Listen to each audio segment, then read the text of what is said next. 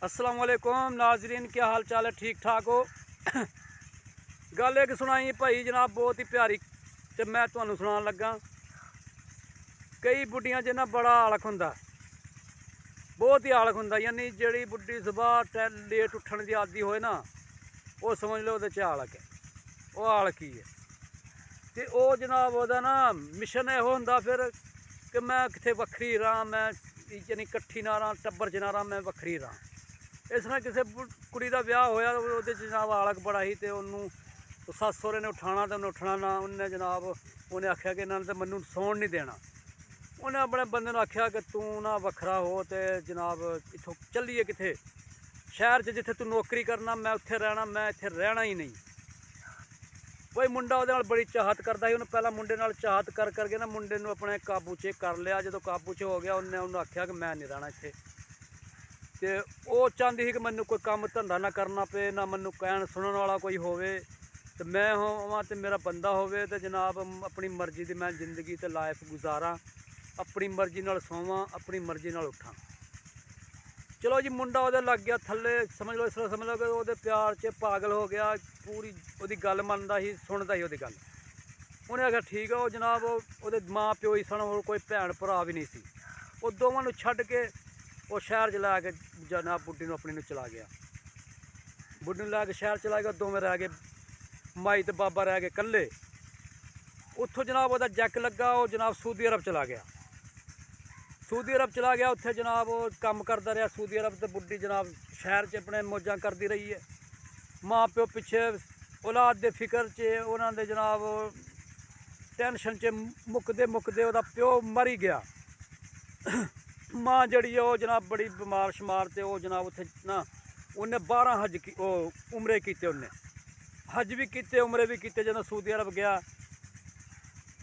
तो उत्थे जो उन्होंने एक बंदा उन्होंने मिलया, जिस तरह भाई रियाज इस तरह कोई बंदा उन्हें मिलया। उन्हें आख्या यार मैं 12 हज भी किते ने, लेकिन इस तरह लगता कि मेरे दिल में कोई जंदरा ही लग गया। मैनू कोई खुशी महसूस नहीं होती। मेरे को पैसा भी बड़ा, मालो ज़र भी बड़ा, तो कोई खुशी मैनू ना महसूस नहीं होती। मैनू मसला की है? वो बंदा ही कोई समझदार। उन्हें आख्या यार तेरे माँ प्यो है ने? उन्हें आख्या हाँ मेरे माँ प्यो है ने। तो उन्हें आख्या कि फिर वो कितने ने? उन्हें आख्या वो शहर, मैं पिंड शहर च रहना, वो पिंड च रहिंदे दोवें। उन्हें आख्या बड़ा जुल्म करन दिया तू, तेरा हज ही हज है। तू जाके अपने माँ प्यो की खबर कर, उन्होंने खबरगिरी कर, उन्होंने तमारदारी कर, उन्होंने सेवा कर। तेरा हज ही हज है। तू तेरा जरा अंदर तां ही खुश होना जो उन्होंने सेवा करेगा, फिर तेरा अंदर खुश होएगा। उस तो पहला तेरा अंदर खुश हो सकता नहीं। वो बंदे ने आख्या, उन्होंने भी महसूस होया वाकई यार मैं बड़ा जुल्म करना अपने माँ प्यो नाल।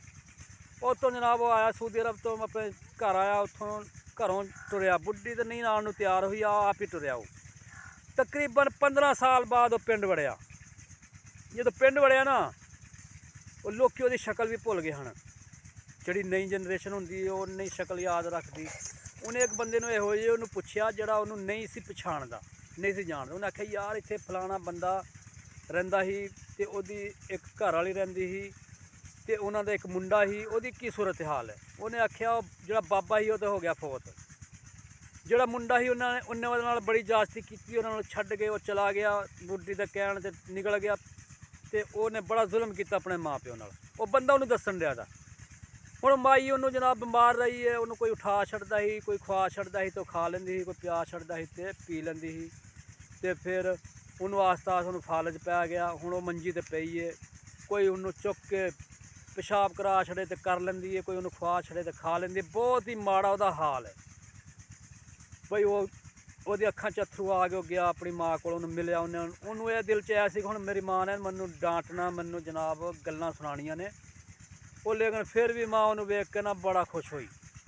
वो इन्ना खुश हुई, उन्हें आख्या कि मैनू 15 सालों तो तेरी उड़ीक सी, ते मेरी आखिरी ख्वाहिश हुई सी कि मैं तेरी शक्ल वेख के मरा, मैं तेरी सूरत वेख के मैं जनाब दुनिया तो रुखसत होवां।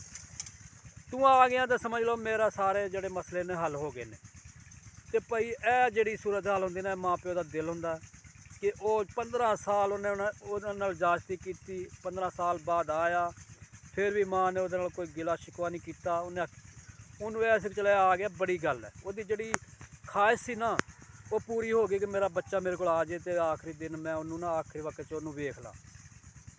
ਤੇ ਇਹ ਤੇ ਮਾਂ ਦੀ ਮੁਹੱਬਤ ਹੈ ਤੇ ਰੱਬ ਦੀ ਮੁਹੱਬਤ ਦੇ ਨਾਲ ਕਿੱਥੇ ਵੱਧ ਹੈ।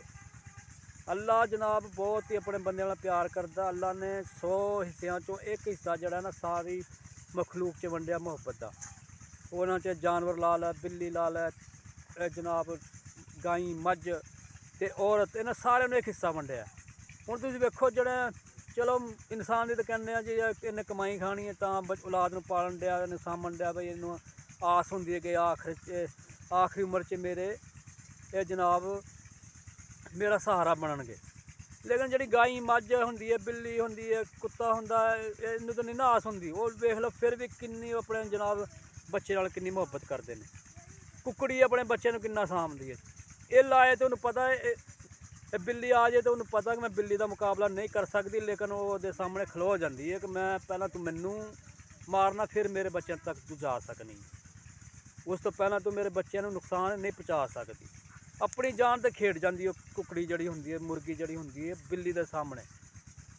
ਤੇ ਇਹ ਯਾਨੀ ਮੁਹੱਬਤ ਰੱਬ ਦੀ ਵੰਡੀ ਦੀ ਹੈ ਤੇ ਰੱਬ ਆਪਣੇ ਬੰਦੇ ਨਾਲ ਬਹੁਤ ਮੁਹੱਬਤ ਕਰਦਾ ਹੈ। ਉਹਦੀ ਮੁਹੱਬਤ ਦਾ ਤਕਾਜ਼ਾ ਫਿਰ ਇਹੋ ਹੀ ਹੈ ਕਿ ਅਸੀਂ ਵੀ ਇਨਸਾਨ ਬਣੀਏ, ਇੱਕ ਦੂਸਰੇ ਨਾਲ ਮੁਹੱਬਤ ਕਰੀਏ, ਇੱਕ ਦੂਸਰੇ ਦੇ ਅਖਲਾਕ ਨਾਲ ਗੱਲ ਕਰੀਏ, ਨਮਾਜ਼ ਵੀ ਪੜ੍ਹੀਏ। ਬਾਕੀ ਖਾਲੀ ਨਮਾਜ਼ ਨਾਲ ਨਹੀਂ ਗੁਜ਼ਾਰਾ ਹੋਣਾ, ਨਮਾਜ਼ ਦੇ ਨਾਲ ਸਾਨੂੰ ਆਪਣੇ ਅਖਲਾਕ ਵੀ ਬਿਹਤਰ ਕਰਨੇ ਪੈਣੇ ਨੇ। ਅੱਛਾ, ਵੀਡੀਓ ਸਾਡੀ ਅੱਛੀ ਲੱਗੀ ਹੋਏ ਤੇ ਲਾਇਕ ਤੇ ਸ਼ੇਅਰ ਕਰਿਓ, ਕਿਉਂਕਿ ਸਾਡੇ ਕੋਲ ਨੇ ਸਾਫ ਸੁਥਰੀਆਂ ਗੱਲਾਂ, ਨੂਣ ਮਸਾਲੇ ਵਾਲੀਆਂ ਗੱਲਾਂ ਸਾਨੂੰ ਨਾ ਆਉਂਦੀਆਂ ਨੇ ਨਾ ਅਸੀਂ ਸੁਣਾਉਣੀਆਂ ਨੇ। ਜਿਹਨੂੰ ਜਨਾਬ ਨੂਣ ਮਿਰਚ ਦਾ ਤੜਕੇ ਦਾ ਸਵਾਦ ਪਿਆ ਤਾਂ ਉਹ ਵੀ ਲੋਕਾਂ ਨੇ ਵੀਡੀਓ ਚਾੜੀ ਦੇਣਾ, ਉਹਨਾਂ ਦੀਆਂ ਸੁਣੇ। ਤੇ ਜਿਹੜੇ ਅਸੀਂ ਗੱਲਾਂ ਸੁਣਾਉਂਦੇ ਹਾਂ, ਸਾਡੇ ਸੁਣਨ ਵਾਲੇ ਵੀ ਬੰਦੇ ਹੈ ਨੇ ਦੁਨੀਆ 'ਤੇ ਮੌਜੂਦ, ਉਹ ਜਨਾਬ ਸਾਡੀਆਂ ਗੱਲਾਂ ਸੁਣਨ ਤੇ ਇਹਦੇ ਤੋਂ ਸਬਕ ਲੈਣ। ਅੱਲਾ ਹਾਫਿਜ਼।